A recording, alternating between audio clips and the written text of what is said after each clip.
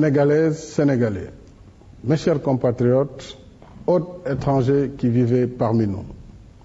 Demain, 4 avril 2012, nous célébrons dans la joie des cœurs et la communion des esprits le 52e anniversaire de l'accession de notre pays à la souveraineté internationale. Je suis heureux de m'adresser à vous en de pareilles circonstances pour la première fois. En raison des contraintes liées au processus électoral qui vient de s'achever, la cérémonie de cette année, que je veux sobre, se limitera en une prise d'armes à la place de l'indépendance. Ce moment solennel de rassemblement autour des valeurs fortes de la nation et de la République rappelle à notre mémoire collective les liens indéfectibles qui fondent notre commune volonté de vivre ensemble et notre destin solidaire. Célébrer notre indépendance, c'est honorer le courage et l'esprit de sacrifice de nos héros. Par la résistance armée ou pacifique, ils se sont opposés à l'asservissement de notre peuple au péril de leur vie. Je salue la mémoire de nos morts et prie avec vous pour le repos de leur âme.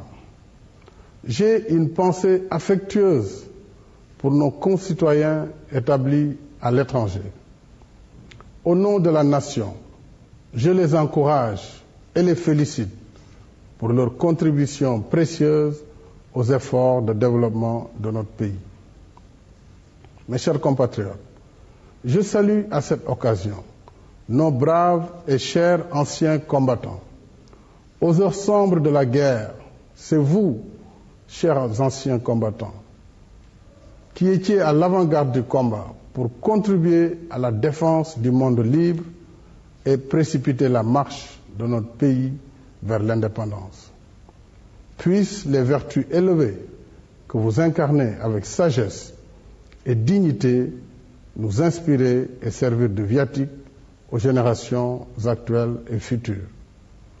La fête de l'indépendance, c'est aussi et surtout celle des forces armées, nos vaillants djambars, dont je voudrais magnifier la contribution à la construction de la nation pour un Sénégal debout et rayonnant. Le thème retenu cette année, force de défense et de sécurité et coopération internationale, donne la pleine mesure des exigences que doit remplir une armée républicaine et moderne. Dans un monde en pleine mutation, ces exigences se déclinent en termes de formation, d'entraînement, d'équipement et d'infrastructures de qualité pour que notre armée réponde de manière efficace à ses missions fondamentales. Ayant déjà personnellement visité un certain nombre de postes sur le terrain, je mesure mon devoir, en ma qualité de chef suprême des armées, de vous apporter le soutien nécessaire pour améliorer vos conditions matérielles et d'existence, donc le moral. Je tiens particulièrement à une plus juste réparation en faveur des mutilés de guerre et des blessés, pour un relèvement conséquent du taux de base de la pension. J'attache aussi une grande importance à la poursuite diligente des programmes sociaux et d'équipement des forces armées. À vous, officiers, sous-officiers, militaires du rang, je voudrais dire ma fierté et ma confiance. Partout où le devoir vous appelle au service de la nation comme de la communauté internationale, et souvent dans des conditions difficiles d'opération, vous exécutez votre mission avec courage et professionnalisme dans le respect des lois et règlements. Je remercie tous les pays amis engagés à nos côtés dans le partenariat pour le renforcement des capacités de nos forces de défense et de sécurité. Le 4 avril est enfin votre fête, vous, jeunes du Sénégal. Je connais l'ampleur de vos attentes en matière d'éducation, de formation et d'emploi. 3 priorités essentielles qui occuperont en permanence l'agenda de mon gouvernement. Mes chers compatriotes, cette année, nous célébrons la fête nationale dans un contexte particulier. Nous venons en effet de sortir d'un long et historique processus électoral qui a révélé, une fois de plus, à la face du monde, toute la vitalité de notre système démocratique et la grande maturité du peuple sénégalais. En définitive, c'est tout le peuple sénégalais qui en est sorti victorieux et revigoré. J'exprime ma gratitude aux pays amis qui nous ont soutenus dans ce processus et à tous les observateurs nationaux et internationaux, témoins vigilants du bon déroulement du scrutin.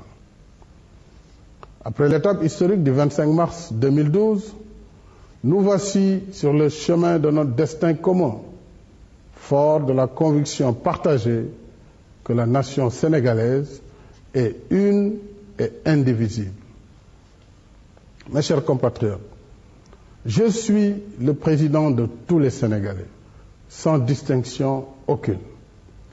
J'ai foi dans le génie créateur de notre peuple et je compte fédérer toutes les compétences et toutes les intelligences au service de notre bien-être commun. Face au destin national, je mesure la gravité de la charge qui m'incombe.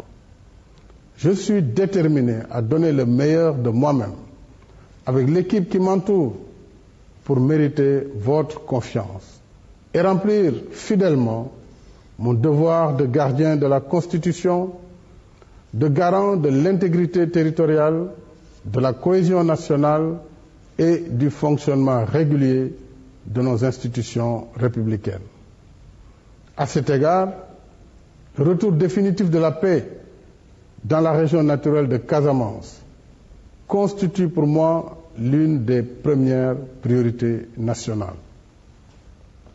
Bien entendu, j'aborde cette douloureuse question avec prudence et lucidité, dans un esprit d'écoute et d'ouverture.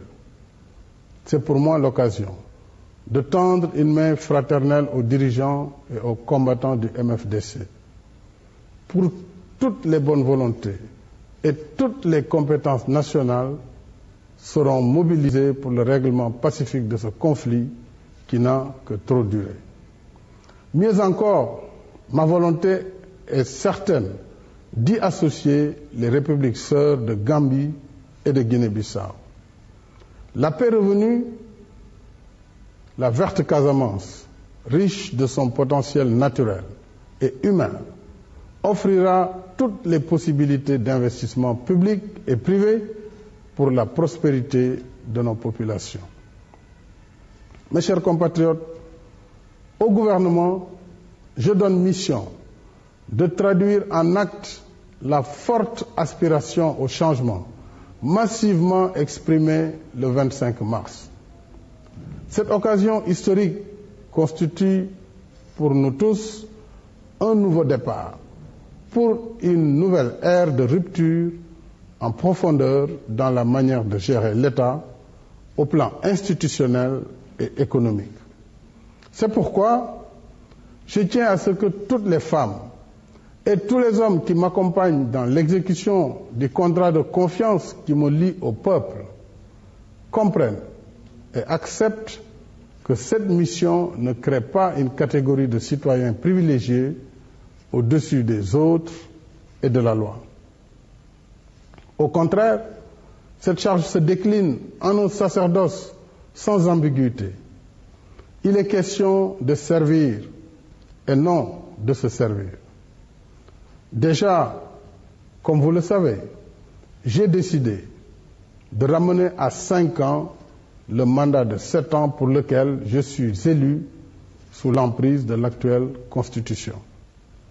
Je tiens également à ce que les dispositions constitutionnelles limitant l'élection du président de la République à un mandat de 5 ans, renouvelable une seule fois, soient verrouillées sans possibilité de modification. Toujours sur ce chapitre, je vous annonce que compte tenu des délais courts qui nous séparent de la date de dépôt des listes pour les élections législatives prévues le 17 juin 2012, j'ai consulté la nouvelle opposition afin de convenir d'un commun accord du report de ces élections. Faute de consensus, l'Assemblée nationale sera dissoute, conformément aux dispositions constitutionnelles. En conséquence, les élections législatives se tiendront le dimanche 1er juillet 2012. Mes chers compatriotes, gouverner autrement, c'est bannir les passe-droits, le favoritisme et le trafic d'influence. C'est mettre l'intérêt public au-dessus de toute autre considération et traiter tous les citoyens avec la même dignité et le même respect. En outre, l'État et ses démembrements réduiront leur train de vie tout en restant performants. Ainsi, afin de rationaliser nos dépenses budgétaires, éviter la dispersion de nos faibles moyens et revenir à l'orthodoxie administrative, j'ai décidé de ramener au strict minimum nécessaire la pléthore des agences. S'agissant des missions à l'étranger, le Premier ministre veillera avec soin à leur opportunité, à la taille et à la durée de séjour des délégations.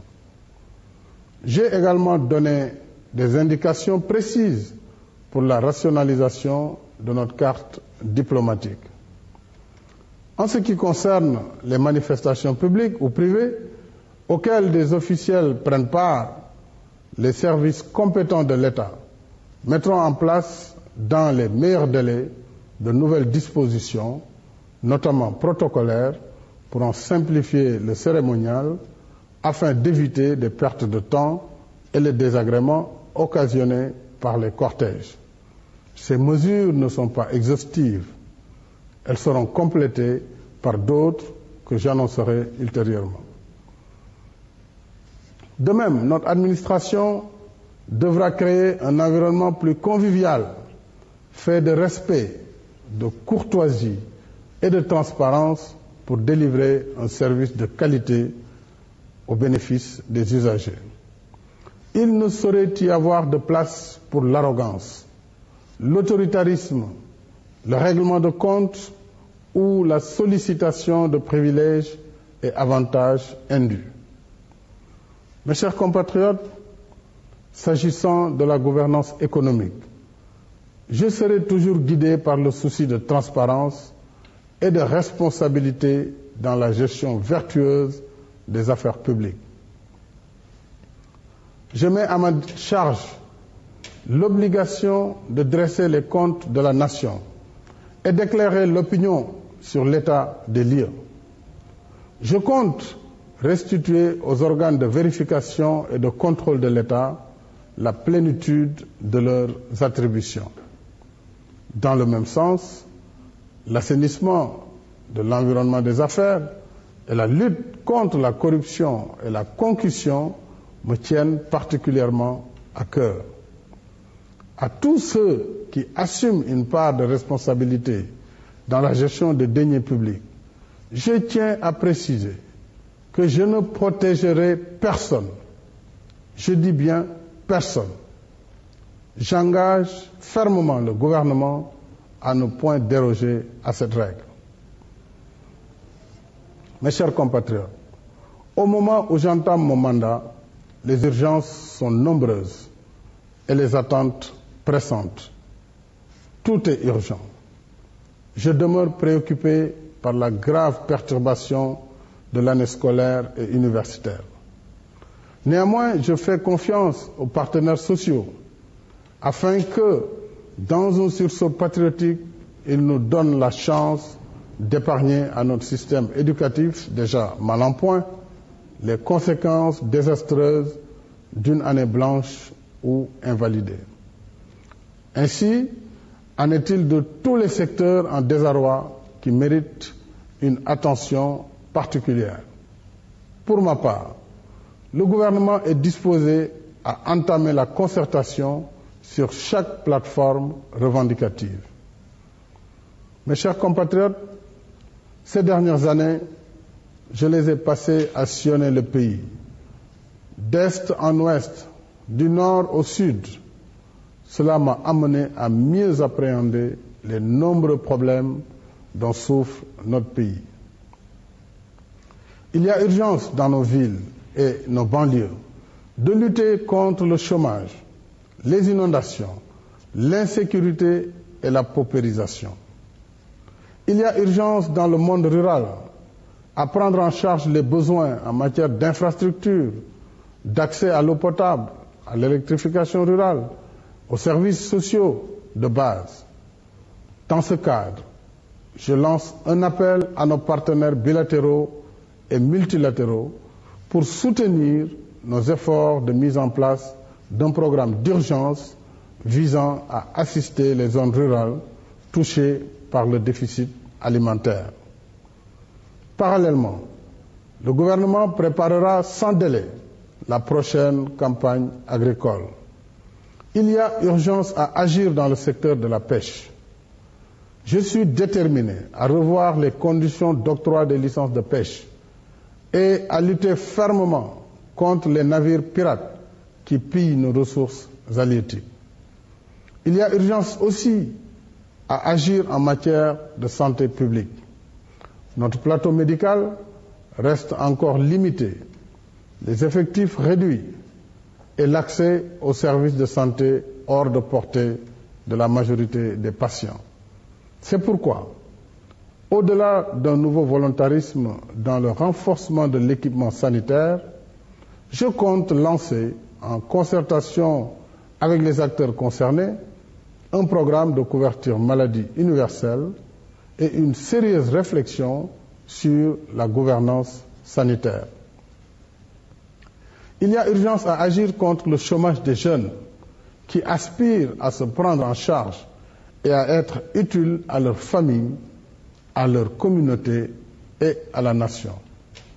Enfin, il y a urgence à agir pour la prise en charge de la demande sociale par la réduction des prix des denrées de première nécessité, notamment le riz, le sucre et l'huile. J'ai d'ailleurs sur ce point engagé le gouvernement à mener rapidement les consultations nécessaires avec les industriels et les commerçants afin d'examiner les conditions et modalités de la baisse des prix de ces produits. Au demeurant, mon option pour la satisfaction de la demande sociale consiste à explorer toutes les possibilités d'économie budgétaire et toutes les niches de gaspillage dans le seul but de mobiliser des ressources suffisantes pour le soutien aux ménages. Le programme de développement économique et social que je vous ai proposé contient les mesures que je compte mettre en œuvre pour placer notre pays sur la voie de l'émergence économique et sociale.